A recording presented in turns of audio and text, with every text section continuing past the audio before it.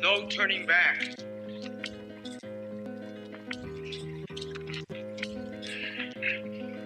We have our ancestors with us. We're going to continue to dance with them. Dreaming them. Calling them.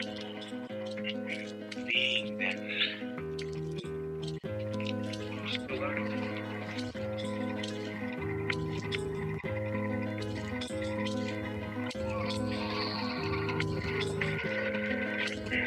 We are becoming what we were. It is part of that Mayan prophecies. 7 triangles of light. Keep walking. You are the spirit of Unapku. Keep walking. We the human, we are doing the spirit of Unapku. People who say that the gods made them from corn. They planned their lives according to the heavens. Well versed in astronomy, using a sophisticated mathematics, they calculated the movements of the night sky thousands of years into the past and thousands of years into the future. They knew that the universe moved in cycles. Their lives were ruled by the rhythms of the natural world, planting and harvesting, birth and death, just as the great tree of life emerges from the earth. Always, they're connected. Science and religion. In dreams, we learn from the Maya gods when to plant and when to harvest, when to set the fire, and when to do the corn ceremony.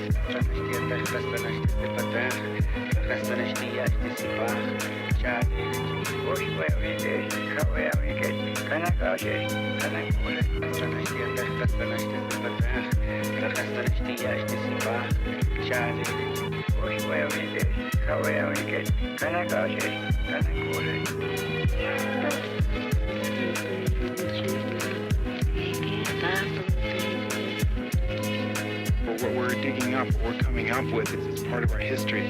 And the men that lived here are some of the greatest men we've ever had. And it's a fact that we're getting to know more and more and more about the life of these people. They still maintain their customs. They still maintain their ways of organizing their societies. And it's very exciting to see how much of the ancient Maya way of life is still alive and well.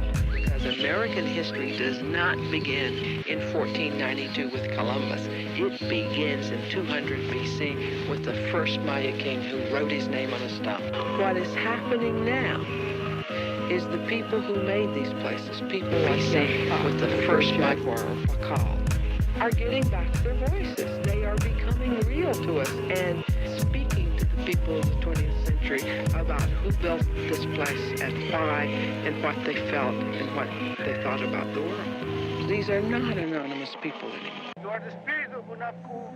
Keep walking. We the human, we are doing the spirit of Unapku.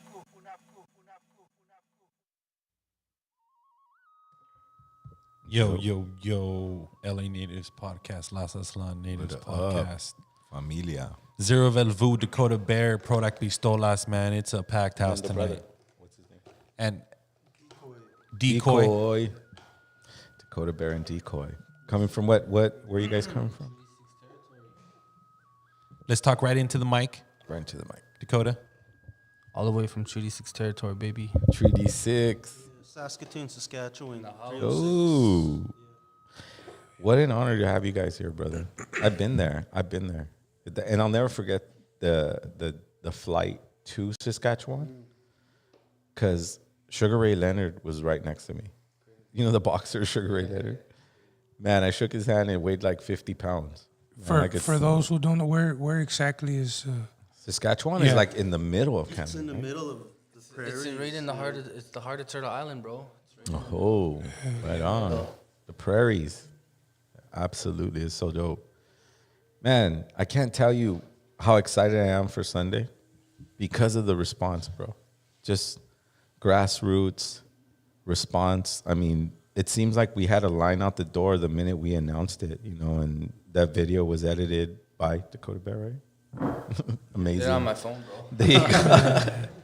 I don't know what you did on that phone, but it inspired. Man, a lot of people are downloading that Eventbrite ticket, and so we're very excited to put that together because for me, to be around individuals that come from or individuals, you know, we're so twisted that in the barrios and in the city reservations, we think when you say, "Oh, we're from Treaty 6 territory," we go, "Oh man, they're so lucky. That's such a beautiful place. I bet you it's so," you know. And then for you guys, it's like, "Fuck, that's like my fucking concentration camp." That you know, not to be disrespectful in any way, because you guys are strong enough to oversee that, but it's like twisted to think we're thinking like, I don't know, don't you think that, Product, when you go, "Oh, I'm from Treaty"? I mean, it's from the heartland. You know what I mean? Of our people, the native. The heart. Yeah, but we think of nature like, "Oh, they're so free out there. Oh, like, dog. they're not in the city." That's paradise, bro. You know what I mean? To be able. And then you guys think like, "Oh my God, it's not the best place to be." Sometimes, right? Well, I mean, like they're pretty much wanting to take all of the trees in the northern boreal forest. You know what I mean? So these motherfuckers are so dumb because they don't think that they need air to breathe. You know, and it's ridiculous because deforestation, logging, things like that, pollution of the waters. These things are happening at such an accelerated rate, and it's beautiful territory. But at the same time, it's being destroyed every single day. And part of the mission and coming down here and tapping in with the indigenous people down here is to bring that eagle medicine with that condor medicine, to really wake up our warrior spirit, and really start to realize like the time is now to act. Yeah. And we choose to use music. Yeah. And the reason I was excited to work with you, brother, is because of your accomplishments. Thank you. And what those exhibits, I don't want to call it protests because that's like such an old word, and that's not what you did. You tapped into people's hearts.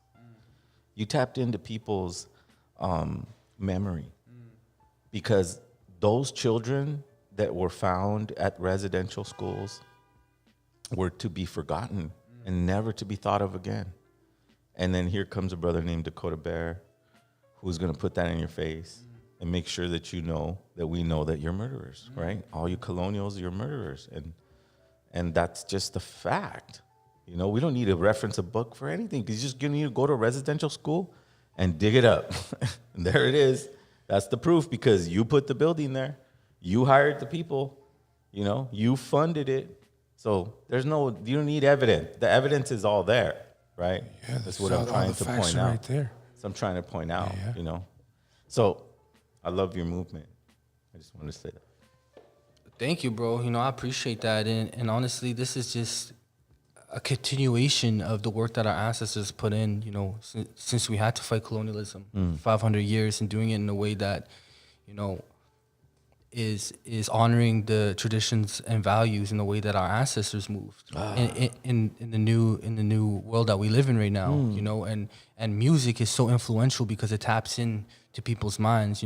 I've done a lot of rallies and I've spoken at a lot of rallies, and I could be saying things for 20 plus minutes, but I could bring that same energy into a song for 3 minutes. Yeah. And you're gonna play that song over and over, and then that message is gonna sink even deeper. And my hopes is that it reaches young people, to inspire people like myself growing up who never really had that connection, because really, like Treaty 6, being at heart of Turtle Island, it was ground zero for a lot of colonization. It's where a lot of the settlers influxed over there in promise of land, cows, plows, sickles, all sorts of things, but at the expense of who, and it was us. And as indigenous people, we had been through so much plights and adversities, because Cree people, amongst other nations, in so-called Canada, were supposed to be extinct, not just decimated populations down to very few, but actually extinct to zero, like they did with the buffalo. There was very few. There was hundreds of millions of them, down to handfuls of them, in terms of just the starvation tactics they used against us. But to be here, and to be here in the heart of Los Angeles, tapping in with the indigenous community, with people like yourselves, Armando, Pistolas, bringing my homie Decoy out here. Yeah. That's unification, bro. That's more than just music, It's building on that continuous movement that we're all a part of across Turtle Island. And that's what we hope to bring, on Sunday and every other fucking day, man. Yeah. Well, look, at me as a music promoter and as an event organizer, man, it's such an honor when I meet cats like Decoy, and he literally tells me, "Hey, dog, this is my first week or my first day in LA," and I'm like, "Damn, dog, you're in good hands because you're amongst, heavyweights in this independent underground hip hop scene when it comes to just dudes who just work all day, every day, and just, put the craft, before anything." You know what I'm saying? And I'm just such an honor to have you here, first time in LA, and then this Sunday is just gonna show you what LA is all about. For sure, man. Absolutely. I'm excited to be here, man. It's like a dream to come to LA, hang out with you guys, Absolutely. Yeah. Now, Dakota, what's so special to you about Los Angeles? When y'all first invited me down here, the first thing that I wanted to do was bring my family to come and just be a part of it, because growing up, the furthest that I went to was the reserve. The biggest city was, 300, 400 kilometers away.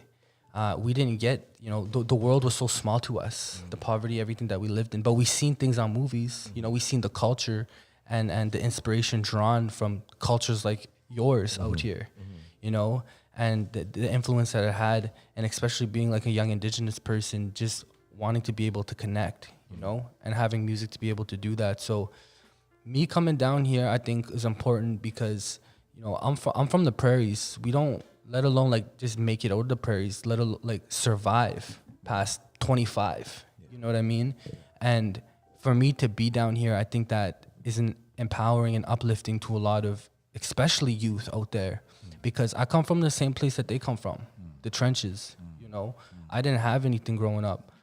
We lived through poverty. He was one of the first Indigenous artists, Native artists out there to inspire me. So to have people like Zero, Armando put in the work that you're doing out here, and to witness it firsthand, that shit empowered me. That shit uplifted me. Right. Because it's just the same movement. We're just in different places, right. And it comes back to that Turtle Island, man, that Absolutely. Eagle and Condor medicine, and what's connecting us, universal language, music, And I think this is why this show, the show is so important, right, Zero? Because it does connect all four directions. It does, because we got to remember, prior to colonialism, there was communication from different tribes. That's what made us strong. That's what made us wise. It's not like Mexico had all these herbs and all this medicinal things and all these philosophies and math and science and all that stuff came from different tribes in different areas. We just documented it and then studied it and studied it and studied it. See, science today studies for a minimum of 25 years. But when you start thinking of our culture in terms of Mesoamerican culture, because we're all connected to these, great lineages, they observed for thousands of years before they said, okay, that's a fact. It wasn't just done for 25 years. So everything they've studied from now, that's why I think colonialism and their science and their philosophy and their religion is just it's not for people who are of higher intellect, right? And higher intellect doesn't necessarily mean that you need to be eloquent speaker. You just need to know how to respect the sun when it comes up. Because I know they taught you guys down there. You know what I mean? I can look at your faces and see your great-great-grandfathers, right? Who taught you science in a very different way. The common sense. And if you have that attitude, then when you meet a different tribe, you don't think jealousy. You don't think, how can I get his girl? How can I, get what he possesses? It's more like, what does he possess that he's going to share with me? And I'm going to take it back home, right? And I think that's what we're doing when you come from so far, and I know one day I'll go there. Soon, bro. Right? Circles. Exactly. One day I'll go there and I'll have the same energy that I'm meeting a brother that has something to share with me, not someone that I need to be better or any of that. The fact that we're in the same stage should already tell the audience of how good we are, right? Because we put in the work to be that. Just want to remind the audience it's a free all-age event, right, Dakota Bear? Free event. It was important to be free. It was important for it to be free. Yeah, man. Yes. Yeah. for the community. I will man. get your free tickets though, man, because we're at like over 1,300 signups and What? That's crazy. Yeah, the Insane. spaces. And 1,300. you can't hold that many people, so we're gonna make it happen though. Yeah, man. If we have to drag the stage out into Middle Whittier Boulevard and just say, hey, you know Shut what? it Hey, down. we Block asked party. you if you could shut the street down, but you Block said no. party. So, I mean, So we're- everything's gonna be fine, and we're gonna perform in front of everybody that wants to be there and needs to be there, right? we're gonna have to park some Lolo's crooked and just make a block party, bro. So, Good for it, man. An event outside like and all that. right, but right, Zero, like an event like this wasn't just curated out of nothing, right? Right, Zero. No. We understood before getting into this how important this day is to natives, Yeah. all over Turtle Island, Right. and I could say and I could vouch that everyone that's a part of it and anyone that's involved in it are just dope cats. Yeah, and they're doing it because they love being indigenous, and they want to make sure that one of the biggest cities in the world gets recognized for a festival, recognized for the original people of this land, right? We need to. This is a different time, you know. The whole "we're so humble" kind of thing is cool, but it's time to put your roots down, and that's what we're doing there. Because historical Whittier Boulevard, if you're saying that, you know, Los Angeles culture affected you way over there in Saskatchewan in Treaty 6 territory, I mean, the owl was born in the 60s here on Whittier Boulevard. You know, all of the culture of getting together like a gang and All that. you know the story of how that happened, right? How gangs formed in Los Angeles. Yeah. You kind of know that story. That there used to be a army, I think a naval base in Long Naval Beach. post. Yeah, it was naval. And San Pedro. And San Pedro. Yeah. And they would come in cars to these neighborhoods and beat up all the zoot-zooters because they were dressed funny. So one day they're like, oh yeah? Well, you're going to fucking drive through our neighborhood? Well, it's going to be 50 of us. And let's see if you get off and do it. Right? And that's how gang culture started. Right? Because they all kind of dressed the same. Those are the origins And they of were all barrios. protecting themselves from these sailors who would come and rape the women, beat up the guys. Yeah. What they would do is they would beat up the guys, take all their clothes off, and make them walk home to humiliate them. This is in the Zoot Suit era. And this is where gangs started to become, and the cars started to change because the car culture, from what I understand, is that the parents were like, I don't want my truck no more, you could have it. And then the kids would get it and go, oh, wow, I'm going to make it a lowrider and paint it and draw on it. And so then that culture, you know, emerged. So it's interesting to hear people's, you know, how they're connected to us here in Los Angeles, you know, because of that, because of the lowrider scene. You know what I mean? You look tired, bro. So this Sunday, You're like, what time did you get up? I Or didn't what time? sleep, What time? man. You didn't sleep at all. You're 24 hours. Yo, I had like a little bit of a nap on the plane, but like, because I don't have a passport, bro. So like I got to drive to Seattle, then I got to fly, and I got to do like midnight travels, and then I ended up. That's how I end up here a bit early. And so I thought I was gonna catch a bit of a nap, but like it really didn't happen like that for me today. So regardless, man, you know, I'm very excited to be here because, you know, this is my third time being here, bro. The first time y'all had me headline the second annual Hip Hop Fest, and that shit was fire, man. That shit inspired me because it was just like back home, man. It was just like the culture, the community, bringing that to the forefront and using music. That's what I always envisioned for this shit, you know. And to see that y'all building that out here, just I just hope you like the stage, bro, and the venue and the whole vibe of the Catch One. Shout out to the Catch One. you killed it, bro. Yeah. It was Shout out to fun. Armando, That was a man. fun show. That show was live. Man, and then you know what I love about it? What I remember is that a couple of days that it was thundering. And then how thunder's connected to you. Yeah, no, for real. That's what happened. And then the show was just lit.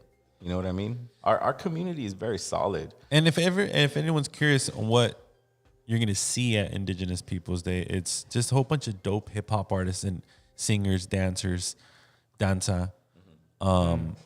But like how me and Zero talked about it, we're focusing on the music, huh, Zero? Yeah, it's a celebration.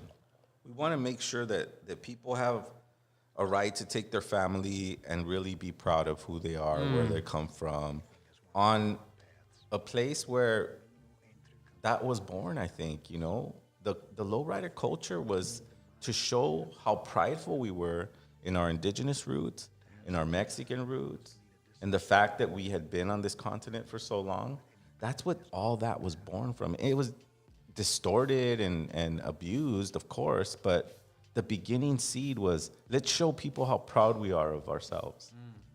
You know, and that's that lowrider culture. And that's important, man, because that's reclamation, man. That's taking up space because it's indigenous land, no matter where you step on Turtle Island, you know. And that's a reminder, you know. And to be able to bring our culture, you know, our music, our traditional dancers, who we are to the forefront of that, and it being on such a historic day, which it used to be Columbus Day. You know what I mean? That's the dopest part. That is not Columbus Day anymore. Now it's Indigenous Peoples Day, bro. Yeah. And you know, we got that. We won. We're winning. You know what I mean? So it's time to, you know. Did we actually win, Zero, in your opinion? Well, I mean, we made a statement. We made sure that people knew in offices, in the mayor's office and stuff like that, because it's not nationally. The news is showing up, fool. Huh? 1,300 people should RSVP that. The news, the fucking Telemundo and Univision, they're showing up. Oh, that's dope. That would be cool. See, that's what I mean. You just got to make organic, you know, moves here. And that's just the way it should be, because you're coming to a poor community. It's not like you're going to West Hollywood or Melrose and we're shutting down the street there. But Zero, like, when you found out that the city changed Columbus Day to Indigenous Peoples Day, were you like, just fucking hoorah, hell yeah? Or were you like, yo? Major, bro. I had mixed feelings about it, but what I liked about it, there was aspects of it. Nothing's going to change me that way. The only thing that changes your heart that way is when you look into the eyes of your children and they know that you love them, because you're inspiring them to live on, right? That's what really kind of inspires. A colonial holiday or taking away or switching things up just for political reasons, it's not going to, at least for my being, not be something to move me in that way. But what I did like about it was that we replaced the rapist. We finally looked into their face and we said, you're no longer going to be honored because you have nothing to be honored for. You're a rapist, child trafficker. You know, that's what they are. And if we can say that as a society and go, hey, we're going to remove you, and then we're going to recognize the people that have been harmed for hundreds of years. Okay, that shows something. But let's not get caught up with, oh, okay, now that's a cool day where I eat, fried bread, you know, and that's it, I'm cool. That's why we're doing what we're doing. 100%. So that we make a humongous festival, a big spectacle, because we're brilliant people. And if it wasn't for us, you would have not survived here. You would have died in the winter. You would have died. You would have died of hunger. You would have died. All of you that came from Europe, all of you would have died because you did not know this landscape.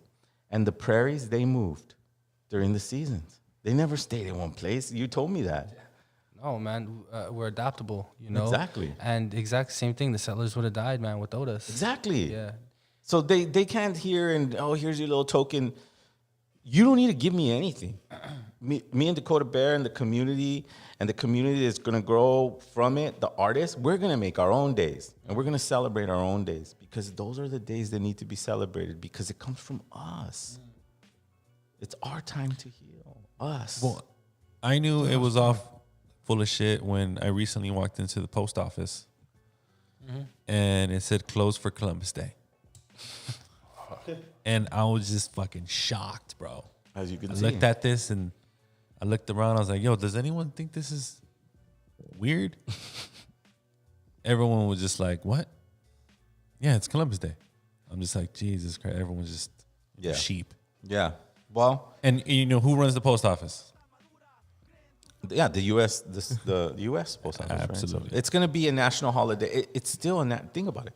In L.A., it's Indigenous Peoples Day. Okay. But in the country, it's Columbus Day. Yeah. So what are you getting happy about? Now, me and Dakota Bear decided to put this festival together to celebrate who we are, where we come from. The traditional songs are going to be there. There's 2 drum circles and they're female drum circles. And when the females start playing the drum, we better start listening. You know, it's time. It's okay. Humble yourself, man. It's okay. That colonial man, he needs to die. But it doesn't mean you lose your strength. It doesn't mean you lose who you are. We have to be strong.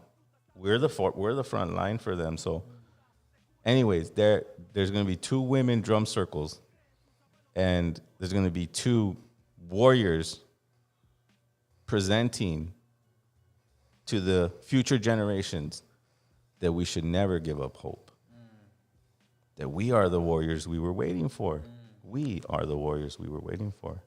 And the babies that you have and the babies that I have, even though they're not super into it right now, will become the warriors that we've been waiting for. The sun doesn't lie. And it shifted. And it's giving you medicine, bro. And I love your music, bro. Thank you, bro. Yeah. With your music, man. Well, And, as we were talking off air before the show, man, you have a lot to do with this, Zero. This event, believe it or not, bro. Your influence out here in Los Angeles, your catalog of music, your legendary records that you made with El Vuh. Right, Prodak? It's just it's astonishing. You know what I mean? It represents a whole era of music. You know what I mean? You've been here for doing your thing for a while. How long have you been doing this music shit? We put out Jaguar Prophecies in 2002, so close to 20 years. Fuck, bro, 20 years of promoting and pushing culture and the movement and the Mexicans. You know what I mean? Right. Psh, bro, big. Yeah. You know that. You know that. Yeah, a lot of cats, you got introduced to the Mexica lifestyle through that album. For sure. They definitely had an impact, and there was a lot of groups that did it, you know, like Austin Underground, Tumex had a little bit of piece of it.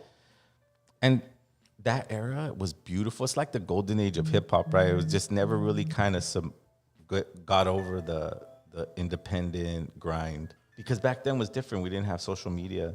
We had to print 1,000 CDs. You couldn't print up 100. You know, you had to print up 1,000 and hope you sell them and everybody gets away and you lose them and you give them away.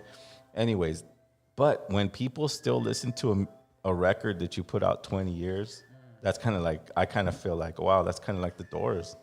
You know, The first time I found an El Vuh record, I was walking into the Stonewood Mall and I walked into my local Indigenous Mexica Mexican shop, and they just had a little crate of record CDs, you know, Aslan Underground, and then El Vuh.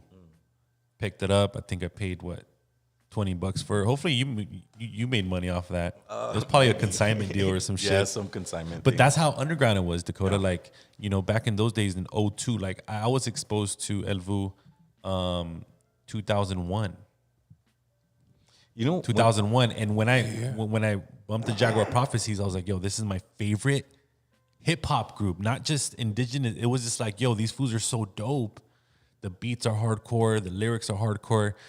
They could compete with the best of the best. And there wasn't a lot of music out to like pick from. You know what I mean? We couldn't go out there and be like, okay, listen. Nah, it was you and who. You know what I mean? It was. You've been like a fucking, for sure, a god to this fucking, you know what I mean? Well, I mean, everything I did musically is leading up to this moment, which is October 9th, man. Because as impactful as the music was that we made in 2002, it's time to grind some new music out, right? And that's what me and Dakota are talking about. We're putting together some ideas, some very dope producers we're talking to. And we're going to continue, and Product's a part of it too. He's going to be a part of the October 9th show. Man, we got the brother right here. Decoy in the building. Decoy is going to be a part of it. Scripts.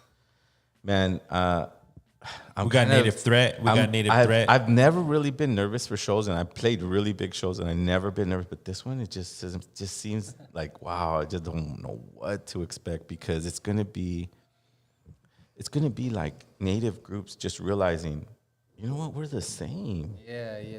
You know, there's not much difference in what we go through, right? And that love will begin to bond and create these trade routes, communication routes, because that's what made us strong again, you know? And this is the beginning of that's why I feel so strong, because you know what I love about Dakota, Armando, is that he said, when we going to Mexico? When he said that, I was like, oh, dude. So his fans waiting for us over there. I'm telling you, bro, like Mexico is next. So me and Dakota, like we're working behind the scenes. You know, we did this Indigenous Peoples Day. Thank you for coming out from so far. Yeah, of course, bro. Like, and just to take it back for a moment, when I seen you perform live for the first time, which was at the event to Catch One, when y'all brought me out, man, when I heard the drums, bro, that shit like fucking thunderous, man. Yes. That shit woke my blood memory, bro. Like I was like a little tired in the back and shit, like. And then all of a sudden I was like, boom, I heard those drums, like, yo, what's going on, man? You know? And then all of a sudden, bro, Zero comes up with the mask, bro, the flags. I was like, fuck it, you know what I'm starting to get like, I'm like, let's go, man, you know? Like, it's just like, I was like, you know, it's that that instant connection, bro. It's that blood memory. It's that warrior shit in our blood, man. And taking it to the music and these stages and reaching the masses with it and building these front lines all over Turtle Island and globally and beyond, bro. That's a mission. That's a goal. Like imagine a commemoration by Indigenous groups across Turtle Island, like for the residential kids. Not only Canada, but we're going, okay, Canada, we're going to start at this time, and then boom, boom, boom, boom, boom, boom, boom, all the way back down to Turtle Island's tail. Well, I love how Dakota breaks down that, you know, I'm sure you could relate to cats like me that hate protests. I don't like protests. I want to listen in music because that's how it influenced me. Like sometimes protests is just not enough. You have to put out records and music behind it as well. If you want to be like a true activist or a true, I hate the word protester. It's just it's something wrong with it, right? Is there like we talk about this all the time. It's a label, bro, that they're given. Like activism, that's a label. It's like we're literally just standing up and doing the work that we're supposed to do, defending the fucking land, and you're an activist. I'm like, bro, no, I don't even know. Like people start calling me an activist when I was like, protester when I was doing my shit, and I was just like, literally, I'm just like fighting for justice. Is that not fucking what we're supposed to do, just as human beings in general? Right. You know what I mean? It's like supposed to be like a rare piece of meat that you stand up for yourself. You know what I mean? You're going to be put aside like, you know, oh, what? You're being an activist or is this a protest? Title you something and just put you in a category and keep you there. You know what I mean? And then there's people that really like study books that were, you know, somewhat communist or, you know, and then they put those into play, but they never go to Indigenous principles. They never go to Indigenous ceremonies and say, hey, you know what? We're going to fix this fucking problem by going to Indigenous. We're going to all go sweat lodge. You know? To the people that had the answers, bro. Like environmentalists, for example. It's like they had gotten amplified a lot, like in the recent years of shit that we were already doing and getting fucking killed for doing that same shit. And still you know? Putting their lives on the line for pipelines that don't have the hype that No Dapple had, right? Like I'm sure there's other fucking pipelines that they're fuck these poor natives and they're not gonna say anything. They're draining lakes too somewhere. They're out there in the East Coast draining lakes out there. Yeah. So it's not really a protest when you go. It's kind of like, no, I'm shoving you back because you just shoved the fuck out of me, man. But I am a fan of well-organized protests. See, there's like I see things a little differently nowadays. You know what I'm saying? Like, okay, is it a trash protest? It's like 5-6 people. Like, that's not a protest. Yeah. I need it well organized. I feel you, bro. Like, it takes warriors to real movement for sure. In the beginning, and this was like right before COVID hit, Wet'suwet'en, they had their sovereign nation, right? And they utilize their land, they occupy it, you know, the ceremonies, traditional hunting, everything on it. But when LNG decided to go and build the pipeline directly through their sovereign land, and when they were telling them no, can't, people started to stand up. and a movement began that I was a part of called Shut Down Canada, and it grew like overnight. You know, their voices to the forefront. So, speaking on what Armando was saying, that organized shit. You know, having a goal and a mission, and that was to strategically chokehold Canada's economy, which was successful. Shut down full railway systems, and that symbolic, and those victories, you know, that's what keeps us going. You know what I mean? To have, bro, I was at home. And, you know, I was helping organizing a bunch of youth. There was a bunch of the elders that were involved in all of this huge movement. And I'm at home and I see the news come on. It's like Canada's railway system is shut down completely, like 100%. Like they were trying to find a backup solution. That's fucking crazy. And bleeding the economy to billions of dollars, bro. You know what I mean? I know how much that would affect the U.S., you know, but you guys actually did it up there.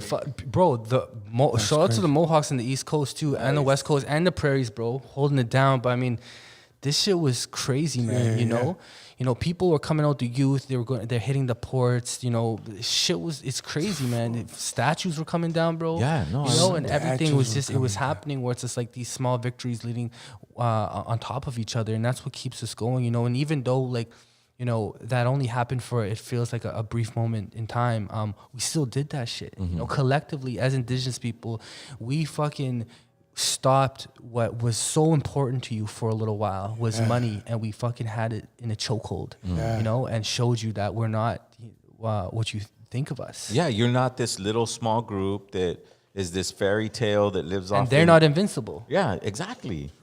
And colonial structures have crumbled in the past. Empires have fucking crumbled, bro. Absolutely, because they're greedy and they don't look out for each other. They don't pass on to the next 7 generations. They do it. They're quick. They're like drug addicts, you know, getting high off, you know, deals. You know, oh, I got the deal for the pipeline. You know, like they did a line of coke or something. So Zero, have you ever seen a movement like that? No. That's why I'm honored. Career? That's why I'm honored to be sitting by Dakota Bear, because, you know, Circles was a statement, bro. Like, you know, the residential school. I don't even want to call it protest. I want to call it an art movement, because you guys were coordinated. You guys had orange shirts on. It was like, when I seen the videos, like everybody had an orange shirt. That was like an artist, you know, painting on a canvas of the city, right? Going with that, you know, because Canada Day was coming up, and the masquerade, the first one, 215, that was in Kamloops. That was the first one to be discovered, right? And when that had happened, people were on edge, man. And Canada Day was coming up, so I was one of the lead organizers to help start and launch the Cancel Canada Day campaign, because why the fuck would we be lighting off fireworks and shit? Right. You know, when our children are getting unearthed, bro. You know, and that movement spread so quickly because it was amplifying the work that our ancestors already did, bro. Like Cancel Canada Day was a thing when the first Canada Day was a thing in the 1800s, when they said this is Canada Day. Our ancestors were like, no, the fuck it's not, bro. Like we got fucking blankets and moccasins and tools that we had created older than your fucking country, bro. Like what are you talking about? You know what I mean? Like, so the Cancel Canada Day shit, it grew very quickly. The first one, people were like, okay, man. And the second one, it was insane, because it was on Twitter, it was Happy Canada Day, and then the second trending was Cancel Canada Day. Wow. So when I woke up, I seen that shit, it was like, fuck, man, we're almost number one, you know. And on that day, where we as a collective, as young Indigenous people, had that had over 150 cities cancel their Canada Day celebrations. That made the news, you know. Wow. And like I was at this all night full spot, and we're just organizing, and the rallies were done, everything, and you know we're just chilling. And all of a sudden, like boom, we're on the news. I'm like, oh, yo, breaking news! We all stand up. We're like, yo, what's going on here? It's like celebrations all across Canada, 150 for the first time, all canceled. You know, because of the shit that we're doing. And you know, it's more symbolic than anything, because it's like what, you know, like canceling the holiday, your fireworks, whatever. But I mean, it being symbolic is what empowers us in those small victories to keep us going. You know what I mean? I think that when you gather that many hearts for that intention, remember, from my perspective, it's always science, you know, science and the unknowing, right? Science and the science of observation. and to know that our people have studied energy fields, and that we know that the heart emits an energy field, right? And so when you collectively gather those hearts, we felt it down here. And they felt, the little groups everywhere on Turtle Island felt something. We felt like someone just pushed a bully and knocked him in his nose, you know? And as I said earlier in the podcast, was that the information that travels between tribes has to come with good relations, you know? And I think that's the movement that I think you're starting up there, is that, look, we're all getting together to tell the truth. You want to join in on the party of telling the truth? Because we'll be with you when you tell the truth, and you'll be with us when you tell the truth. And then that root starts to become... I was a part of a very deep ceremony. Believe it or not, that started with 6 people. I don't know if you've heard of it. It was called the Peace and Dignity Run. So what happened was that people decided that we were gonna say a prayer for this whole entire continent. And that they would start off in Alaska and meet up and start off in Chile, right? Runners, people running. Start off in Alaska and Chile and meet up in Teotihuacan, Mexico. And what they did was they relayed prayer staffs from each community. And I'm looking at it and I participated in it. And now we're here. And I'm like, wow, that prayer really connected the ancient way of communicating. That each community, each indigenous community sent runners as far as they could to carry the prayer staffs. And what are the prayer staffs saying? We need help here. We need to go back to the old ways here, right? And so they ran in Chile with the same prayer staffs and message. And that's another piece of the Eagle and the Condor prophecy, is that what's going to be the message that's going to be relayed to each community, right? And every 4 years they did this. It started off in 96 with 6 runners. 6 runners, bro. They had to run a marathon a day. That's crazy. It took them long, but they had to run a marathon a day. And just so that people know, it was natives and Chicanos, people from here who went to go Sundance or went and learned the Dakota ways, you know, and brought them back to our community. And they all sat together and said, no, we're going to heal the continent. And how are we going to do it? Well, we're going to do it with no sponsorship. We're going to go and ask each indigenous community by hand, can you host us? Can you host us? We're bringing in the prayer. We're bringing in the prayer. We're bringing in the prayer all the way from Chile and Alaska to Teotihuacan, and we lay down the staffs and we complete the prayer. And now look at us, right? It's time to continue with the message of that prayer, right? Residential school atrocities should matter to everybody on this continent. 100%. Not just the people in Canada, not just the people that are directly related to it. No, absolutely not. Those little babies' hearts, we feel them too, because we know what it's like. Because we had missions. They were in residential schools. There were missions where we were molested, trafficked, and murdered, and indoctrinated with, you know, right now we've gotten so much stuff here. Just being, some people had a problem with us saying LA natives, you know, but we dialogued and we resolved. But there were some people in that camp that wanted to be recognized as Gabrielinos. Gabrielino is the name of a Spanish priest. And you're saying you're proclaiming your indigeneity with that word? I'm sorry, you're an orphan that was named Gabrielino by a Spanish priest to be isolated and said, only you're the good Indian. You're the one that listens. You're the one that goes to church, right? You're the one that will carry on. Indoctrination, man. Like the Jesuits were not playing around when they wanted to, do what they did. But that's cool. Look, they didn't have elders that knew how to live in the spirit world, right? We burn cedar for a reason. We burn copal for a reason. We burn sage for a reason because we're communicating with those that are in the ether, that are on our shoulders, bro.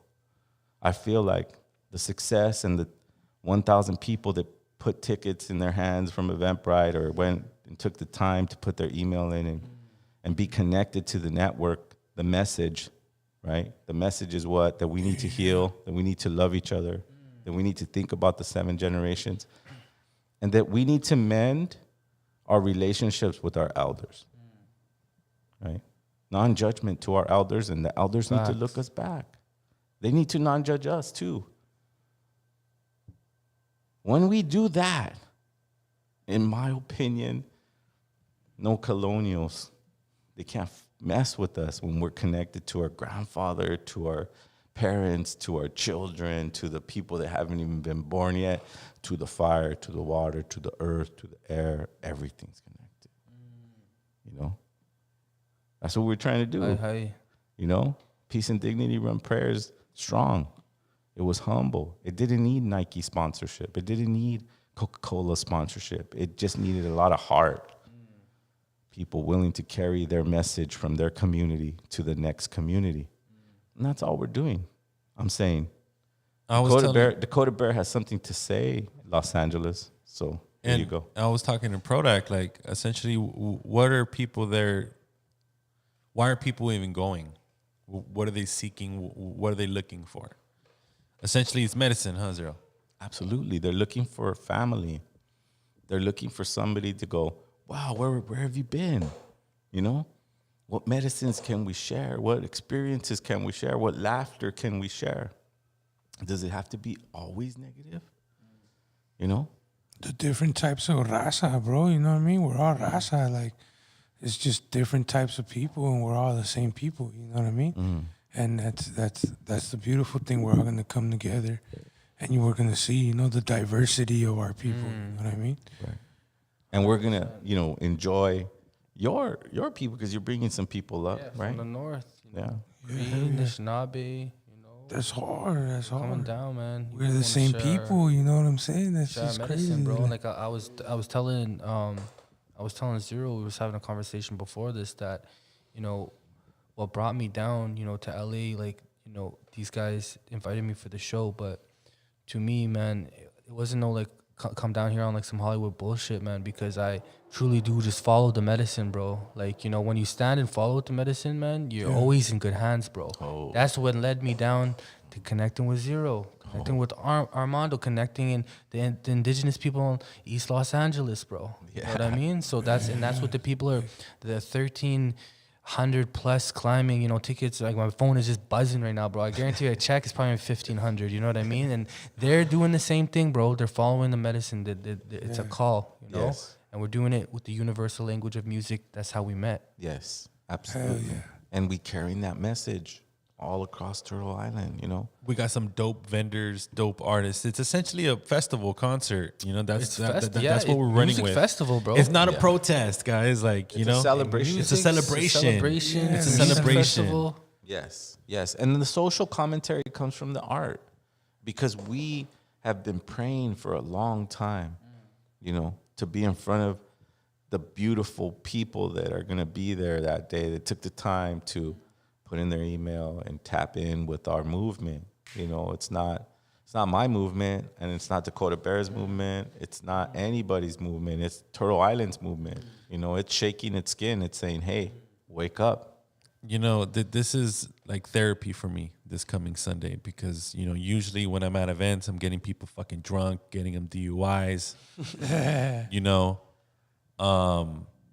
It's inside a nightclub. Remember we had a lot of backlash because we were throwing LA Natives events at nightclubs apparently. Hey, but we got to travel in all circles, man. Like, we got to be in everything. We're going to be... I don't judge anybody. Grassroots. We're going to be... I mean, you never know that the guy at the bar they happen to stumble in there and want to drink a beer and listens to Dakota's Bears, like, what the fuck? I'm native. Like, I know what? There's somebody that, and then he stops drinking, and then he changes his life, and that's the way music works. You know, it's like dropping a pebble into water and watching it ripple into their soul. You know, because every song that you've written, I've written, goes with that intention to leave that ripple, right? That effect that just goes into your soul and starts calling all your ancestors to walk behind you. This event is not profit driven at all. No, it's not. It's not. We're actually the Novo. It's not the Regent.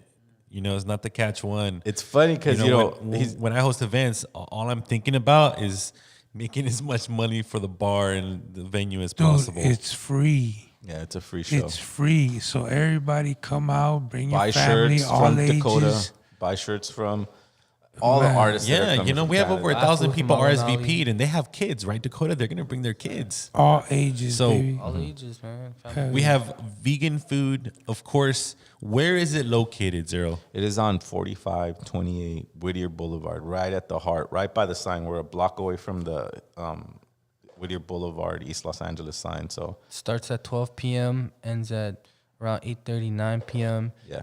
It's an all-day thing. It's free. You just pull up. You know, it's all ages. Bring your kids. Bring your cookum. You know, your fam, your aunties, your cousins, and let's just learn from each other. You know, let's use that music and let it connect us as Indigenous people, because it's Indigenous land, man. Wherever you step across Turtle Island, you know, and so that day is a reclamation, you know, of our spirits, our cultures. They couldn't take that shit, you know. They could, for now, you know, lay claim somewhat to the land or through their own bullshit policies and fairy dust full of shit that they put on through the doctrine of discovery, but they couldn't take our language, bro. They couldn't take our culture. As much as they tried to take that shit, that's something that they could not take. And that scares colonials, man. Like, it honestly makes them sweat when they see us walking away from drugs and alcohol.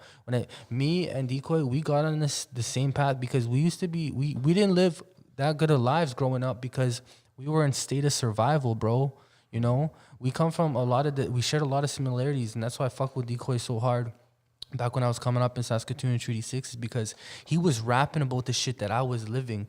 His father was gone. His mom was going through addictions. He was living through poverty. He was doing all these things to survive, bro. And that's what we do to survive. So sometimes we do some fucked up things, you know. We make some mistakes and we harm some people in that process. But it doesn't mean we have to stay there, you know. And so me and my homie Decoy, we started around the same time on this journey, on this healing journey, you know, the Red Road. He found his culture, man. This guy's a grass dancer, bro. Like, you know, he dances for his bro. His bro passed away, man. His bro was slain. My little bro was passed away, bro. You know what I mean? Like, it's crazy because there's so much similarities, but this is not uncommon. Back where we're from. It was how did they? If you don't mind me asking, how did they pass? Yo, I'm gonna pass it to Decoy, man. Let him share a little bit of the story and how we came up in Saskatoon, man, and how it was like just to be an Indigenous person, Native person in Saskatoon, bro. I hope. Yeah, so like, Saskatoon, like I said, man, early '90s, late 2000s, even like to this modern day era, like the natives, man, they're heavily influenced by like LA West Coast gang culture, so a lot of that music spilled over, and it spilled into everybody's lifestyle. But not only that, like we've been through some shit through residential school, survivors, trauma. You know, our parents, they didn't know how to raise us, so like I grew up poor, welfare. My mother was addicted to alcohol. Never knew my father. You know, we joined gangs when we were kids, and my older brother, he went to jail for murder. It was a self-defense thing. 10 years later, he got stabbed because he was in a gang. He got stabbed by another gang member. But initially, like, it was just being a big brother because, like, the guy had it out for me, you know. So after that happened, I drank for like 3 months, and I didn't want to heal in a negative way, so I chose a more positive outlet, which was like grass dancing. And when you're like a dancer, like if you're in a community, natives will look down upon you if you indulge in like substances. So then I quit the alcohol, I quit the weed, you know, and I started smoking weed again, but I've been clean again 2 years now. But for 5 years, no alcohol, just sticking to grass dancing, trying to find my cultural roots, trying to find who I am. Me and Dakwan were talking about this on the way here. Like, we came from a family, a culture that lost their identity. We didn't know who we were. We didn't know where we came from. And that's just a little bit, I mean, that's just like every other native story coming from the prairies. I remember earlier you're talking about when they look like towards the prairies, they think like all these natives up, they're in heaven, right? But like, it reminds me of like what we see down here. Right. You know, the reserves up there. Everybody's drug addicted. We recently just had, I don't know if you guys heard about it on the news. There was a mass killing. Is that over there? Yeah, that's in our We talked areas. about it. Yeah. We were The stabbing one? Yeah, there was a Remember we two talked guys about it? that killed like a bunch of people. that was in the Dude, was in Treaty 6. when we heard about that, we were like, we need to talk about this. And we talked about this on the That was podcast. on the podcast for sure. Yeah. Totally. And we knew it was kind of drug related because it sounds like, you know, someone just wigged out. It was like, I don't know, the word was like, it was just, you know, two dudes who just went off and they just killed whoever. No way. You know, so it just came, you know, they killed women, children, and elders even. What kind of drugs are they doing out there? What kind of like they're in the addicted streets? to like meth, coke, fentanyl, Fetty. crack. Crack rock. Same shit. Skid pretty much Row. everything. Yeah. Alcohol. You know, Yo, bro, like all that real shit out here. Hey, we gotta take a tour DTLA, down Skid man, Row. like, That's something that's some hardcore shit. Yeah, you know, that we have to walk down maybe one day just to like look at fucking, you know what I mean? What's going on, bro? The drugs is what they're doing here to this community, you know? Our kids are growing up right here and there's fucking, you know what I mean? Whole fucking neighborhood of bums and they're just living the life already like that, you know? They're growing, you see fools like zombie, bro. I know they talk about it in TV, but they're really zombies out here. Like it's not even like to play around anymore. They're half dead and they're walking around still like, Wow. You know? Yeah, no, it's always been. Man, Decoy, that's hardcore, bro. That sounds like 100,000 stories that come from here, and that's why we relate so much. Yeah. You know, we relate so much, and that's why I think the natives gravitate to that gang culture. Because it becomes, you know, survival. Dakota said it, you know, it's survival. It's somewhat propaganda, though, right? Zero, it's just, I don't know, man. It's just that when you have no love or stability at home, and you have some other dude who's dysfunctional and has the same situation at home, but he says, "Come on, let's go eat. I'll treat you," and you don't have nothing in your pocket, and you go and have a fun meal, and he, you know, go out and drink a little bit with them, and then he tells you, "Man, don't worry, I got your back forever." Yeah. You bite, and you go, "Okay, cool, you got my back forever," and then, you know, you kick it a couple times, and now it's your turn to do dirt. You know, and it just, from that time, it just accelerates and accelerates, and now you're caught yourself in either in prison. There's a whole Los Angeles hired racist people from Alabama in the 40s. This, from what I hear from my one of my individuals that explained what prison culture became, why it became prison culture, is because they hired these racist cops to arrest people for anything. Like if there was a 12-year-old kid playing with his toys and across the street there were two other kids drinking, he went and got that kid too because they were associated somehow, some way. They were in the same corner. And so this innocent kid is going to juvenile hall, scared as shit, and then they get into gangs there, and then it starts to get perverse, and then they come out in the street, and then this new corrupted version of protecting yourself starts to become alive. You know, over here in the early 90s, it was weird because even 14-year-olds would have guns. You know what I mean? Like, where do you get that gun? Oh, I bought it off this homie. It's like, but where did he get that gun? Like, where are all these guns coming from? Because during the early 90s, from what I remember, gangs had a closed door. Like, I think from the jails, they said, nobody, you got to prove yourself. And that was the tagging crews. and they had guns, and if they did enough dirt, then they would be allowed to pledge and then become a part of gang culture. Here is like 70, 80 years old, so it has a system, and it's its own system. But we get movies made about it, and then it gets so far like to the prairies, and there's a whole thing you missed in between being a gang culture. You know what I mean? It's like you guys skipped the part of protecting each other because it was a necessity. You know what I mean? Maybe for you guys it might be racist cops or BIA people or whatever. But over here was the police and the Navy. Yeah. So it was like we were constant, and then literally we were confined to blocks here, like literally blocks, like 5-block radius in a square. And if you were to cross that block, you were either getting beat up or arrested. So we had our own invisible reservation. Yeah. And the result of leaving those areas was automatic jail. And that's what became gang culture and this myth of whatever it is.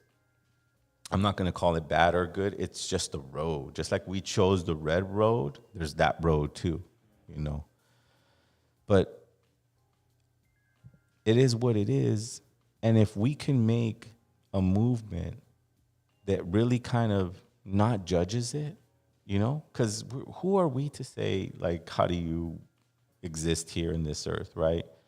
But if we put the right medicine in front of the right people, just like they took the corruption, I believe they can turn it around. We have to have faith in the people that don't know about the medicine by putting profound art in front of them to be inspired. Not everybody walks the red road, bro. Like some people just want to live like a colonial, like they bit into that, and you have to know. I'm sure there are people that are like, they bit into the lifestyle. One day they'll be rich, one day they'll be accepted, one day they'll live out in Hollywood Hills, one day they'll have a Lambo.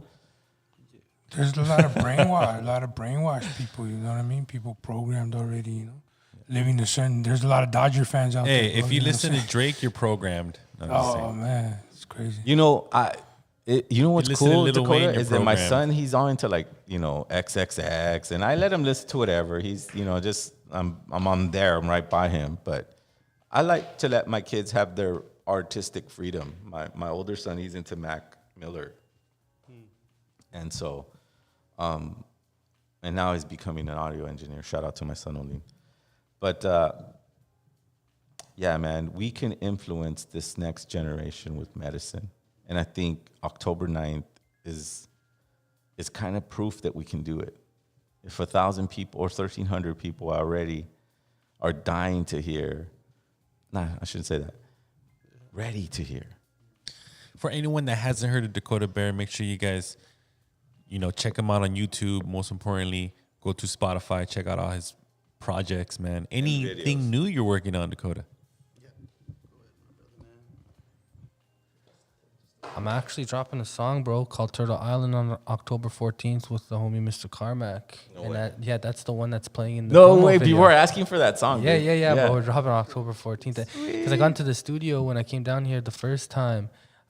Is he on the hook? Is that who's singing? That's him, bro. That's dope. Yeah. That's a dope hook. Yeah, it's dope, man. Fire. And that's just something I'm focused on right now, just the immediate release of that music video. And on top of that, me and Zero going to be cooking up some shit, man. Yeah. Because, we're on the same thing, man. And when we combine our forces, our efforts, you see it like just the show is a perfect example of all of that. Yeah. The hard work of Armando has been building, you have been building, the community out here that has been continuously building, the stuff that we've been doing out there. We're all combining it together. And that's why it's so special. And people are drawn toward it because it's real shit, bro. Yeah. It's real shit. And people get connected to it, man. Yeah. And that's the most important thing, that. And that fucking single's fire. That Thank you, fucking bro. video is dope, man. And Yeah, people yeah. just be like, where do I get this song? Yeah. It's like cool. It's and I'm coming, excited. it's coming. I'm excited to do songs with you, brother.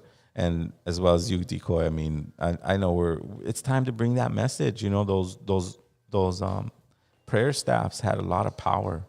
I remember when we were in the parks and we would lay them out and we would be by big trees.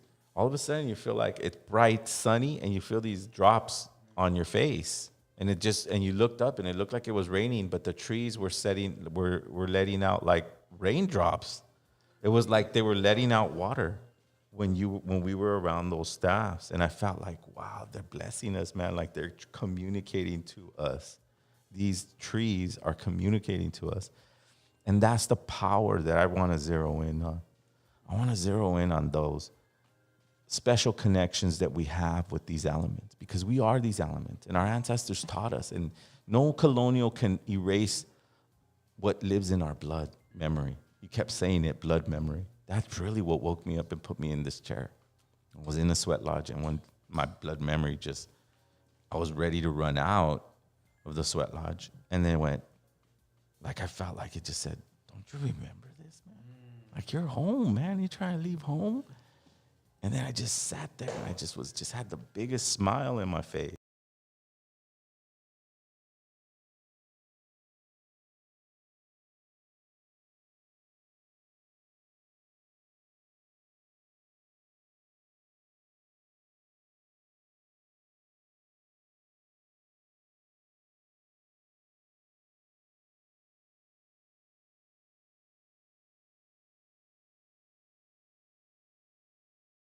What we had pre-contact, man. Yeah. Pre-colonial shit, bro.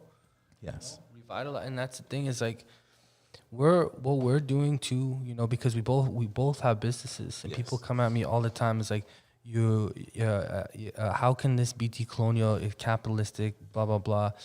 The thing is that we're adaptable, man, and we're using what we have in front of us to stop the dependency that the colonial people have fucking put us in chokeholds with, man. They fucking starved us to death, bro, with rations, and then government relief, and then welfare, which is continuous today. So we start building ourselves up, and then now we're the bad guys that we're climbing I always ourselves tell out. myself I need to be the best capitalist I could be. Not a crony capitalism, not a crooked capitalist, you know, just because we're ultimately forced to do this, right, Dakota? Like, you know? The way that I see it, bro, is revitalizing indigenous economy that was pre-existing. We already did this shit, and we fucking did it better than them, man. Yes. Like, their shit is...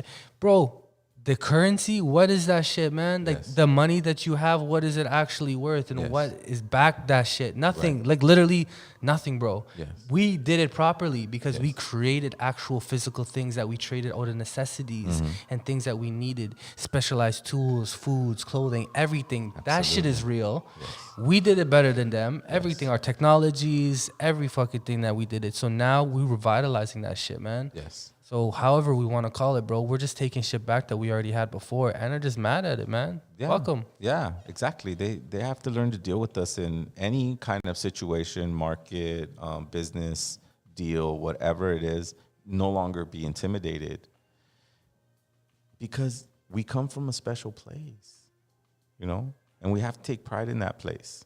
And that place isn't a good place or a bad place. It's a place. You have to do the research. You have to look into your heart. You see, what makes Dakota Bear's message strong, in my opinion, is it tells you to become a warrior yourself. Don't follow me, follow yourself, right? That's the same message I try to bring across, is follow your brilliant self.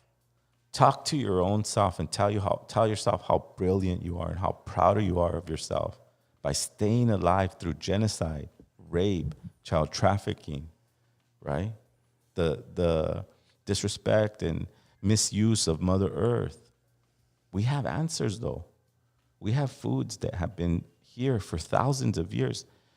And when I say thousands of years, it just goes by our head. But when you look at the scope of 100 years, now take a scope and do 200 years, know that your ancestors and our ancestors that walked this land from the tip of Alaska all the way to the tip of Chile have been observing this continent for thousands of years. Thousands.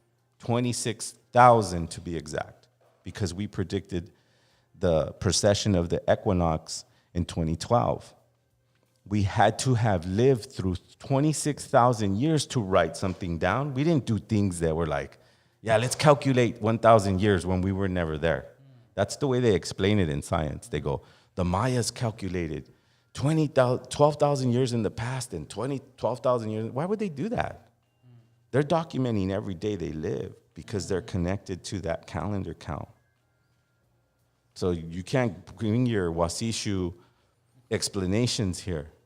We have an opportunity to break down our science, break down our connections, our mystical connections with the wind, with the water, with the fire, and with Mama Earth, and everything else that we're under.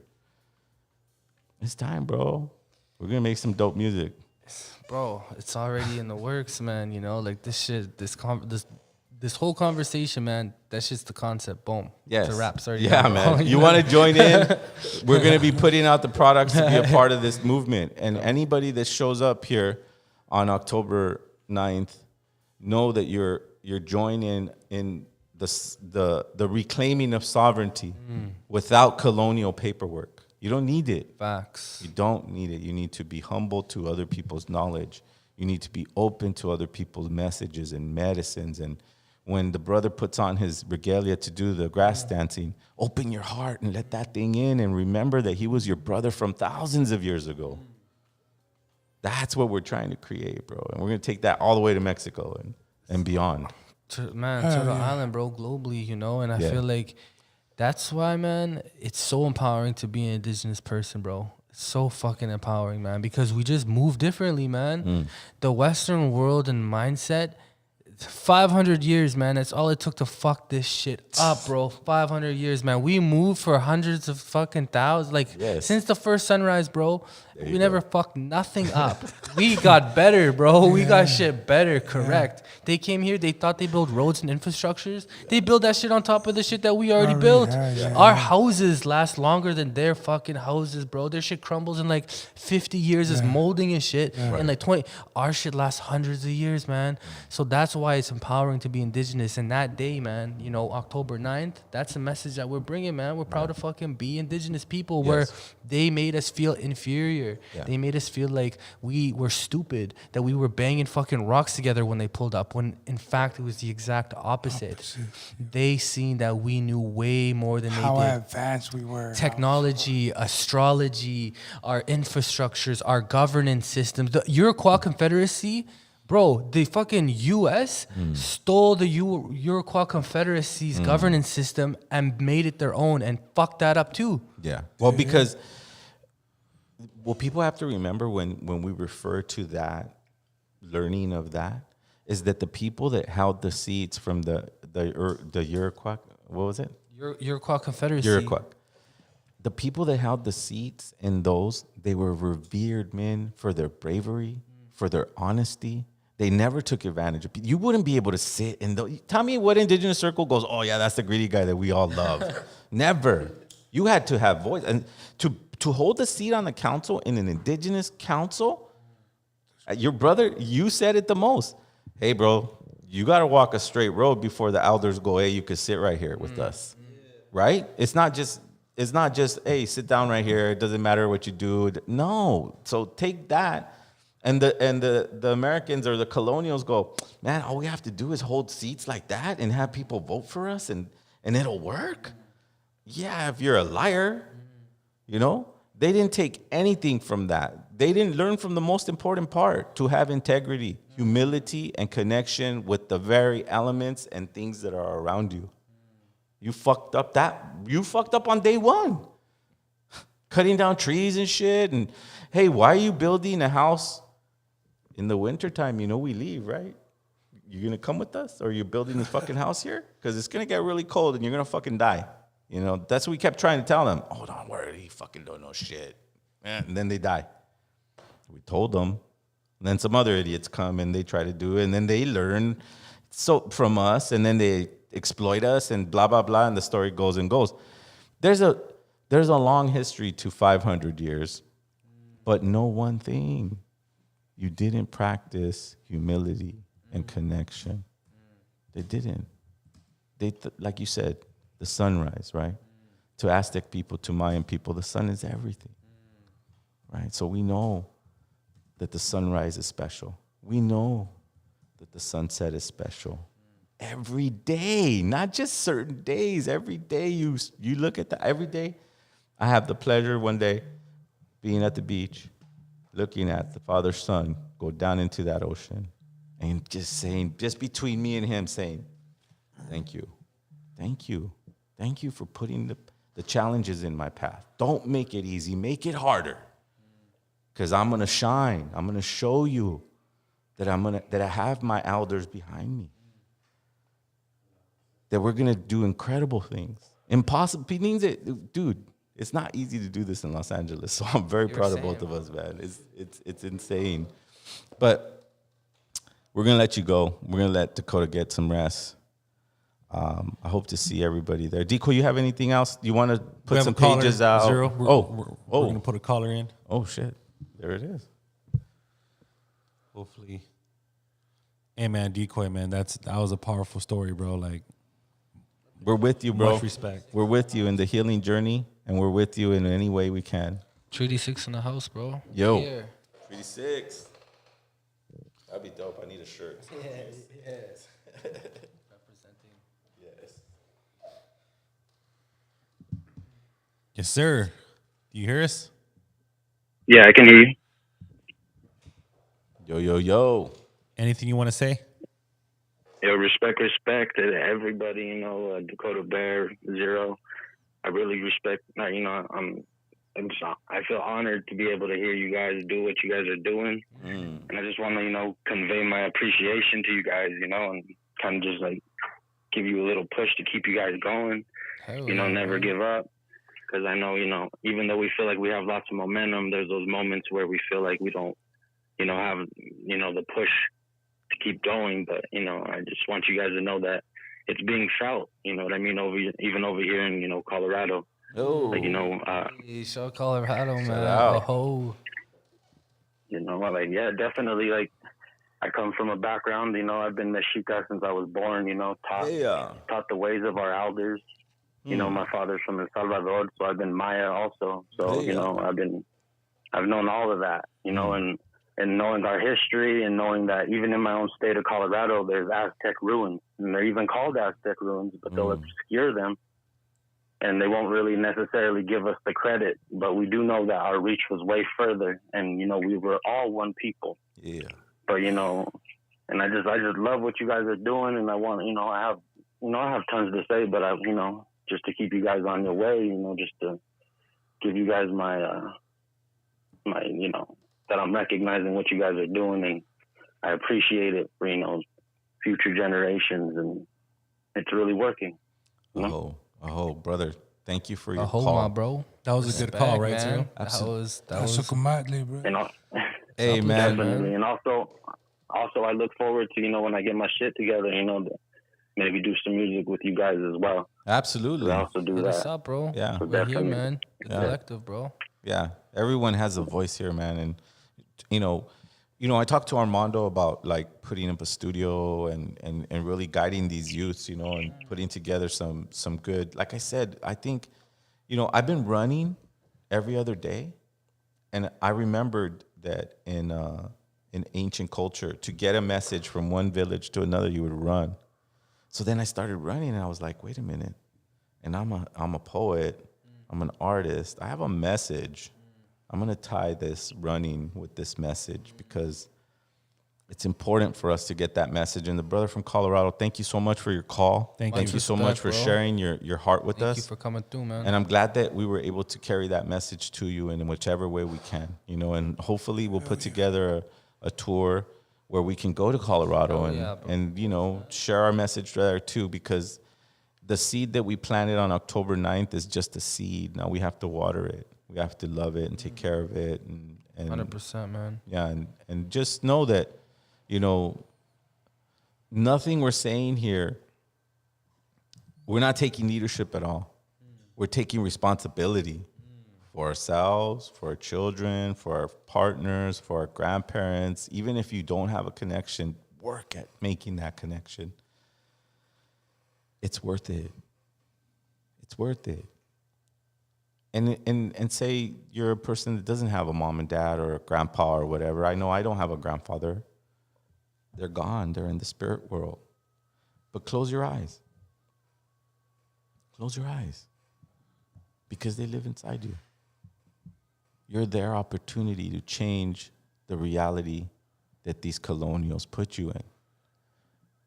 But we can have the perspective of things being not fair and things being hard for us.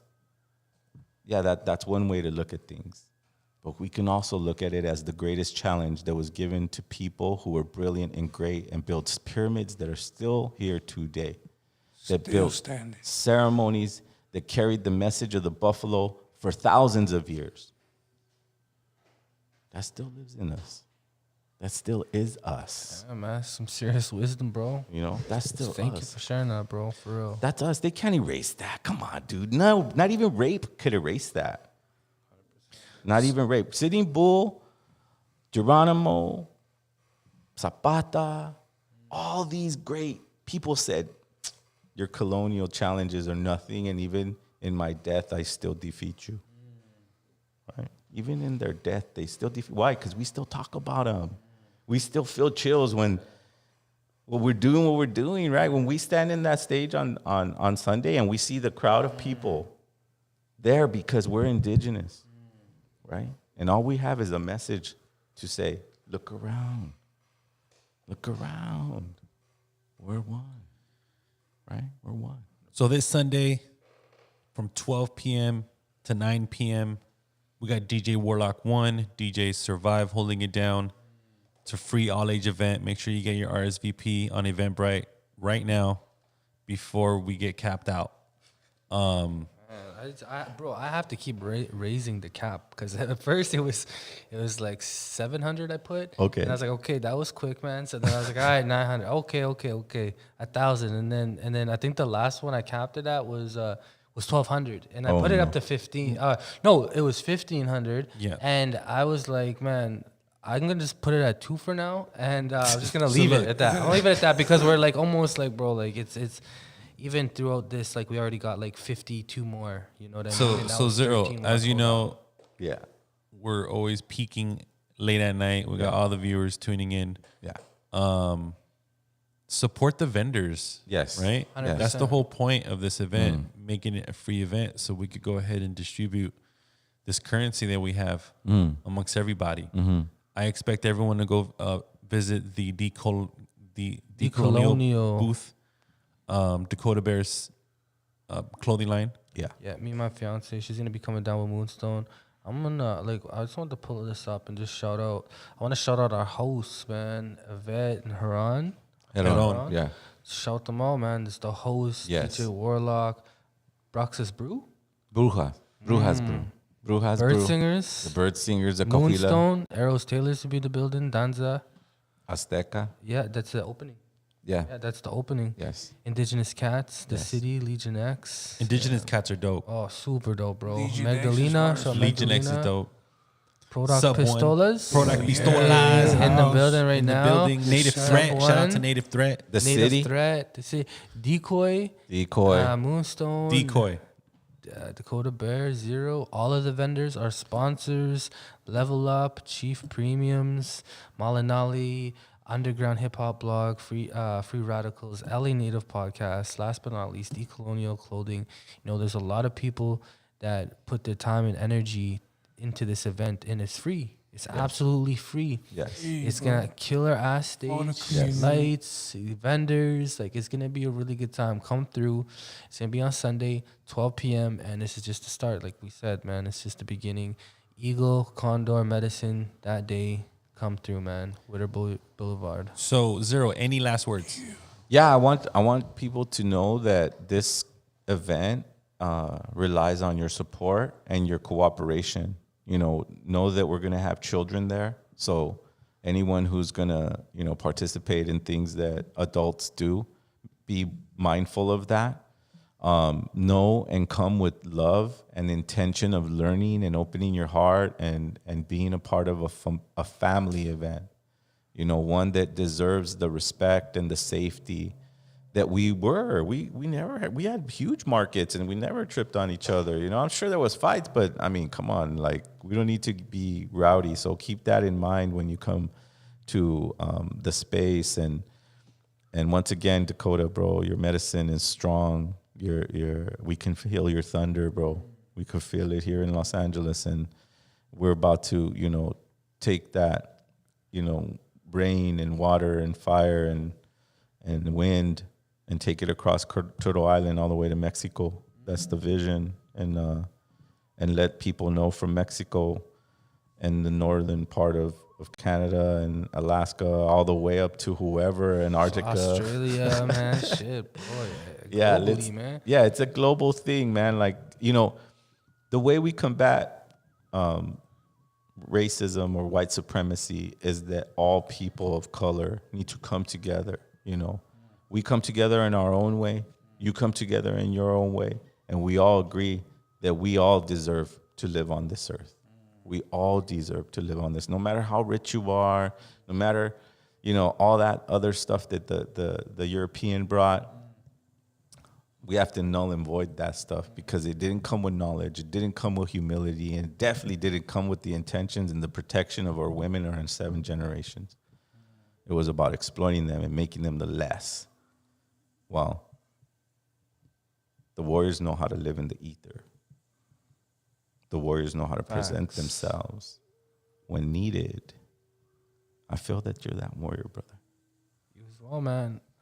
Good company, man. Yeah. And I just wanted to say that I'm honored for y'all opening up your space, just allowing me to come down, share some medicine, and bring the people from the north down. Those that we could. Short notice, like we all just started organizing this. Just a few short weeks ago. And just a few weeks ago. It's bizarre, right? Everything that had come together, it's because it was meant to happen. And we're gonna build off of it. So I just want to say thank you. I am very honored. My ancestors, they walk with me, and everything I do, I just want to make them proud. I want to shout out my partner, my fiance at home, holding down the next generations, man. My kids, my children. I wouldn't be able to be out here, man, if she wasn't been able to hold it down there right now. And she's gonna come out here and share some of her medicine too. So we're gonna be out here, man. Turtle Island, from the north to the south, east to the west, man. We're out here. Shout out Armando, Zero, Pistolas, Decoy, and he's got his wife here too, Jade, and they got a fam too. So I just want to say shout out everybody involved. And I appreciate you, man. I'm honored to be here. Absolutely. And I can't forget to shout out my partner, Jenny, because she puts in a lot of work for this event. I mean, she got all those organized all those vendors. And she has one of the biggest hearts for the Women Nation. And the Women Nation need to, really connect with Jenny, because she brings medicine that helps you bring in the next 7 generations with the most love, with the most connection. I mean, she's a midwife. But I've never met a midwife that knew how to connect the father to the baby. That is like a special skill. She doesn't just deal with the woman. She makes that man go and sit down by that woman and say, hey, look down, because that's yours too. And just because you're not carrying it in your belly doesn't mean it's not filling your heart and that it's not filling your vibe. Remember, the babies, they don't have a brain yet. They're developing it. So all they know is the stomach, heart medicine. And that doesn't come with words. It comes with intention. It comes with, that heart, frequency that comes from your heart, the invisible, right? So shout out to Jenny and her work and her hard work that she did for this event on October 9th.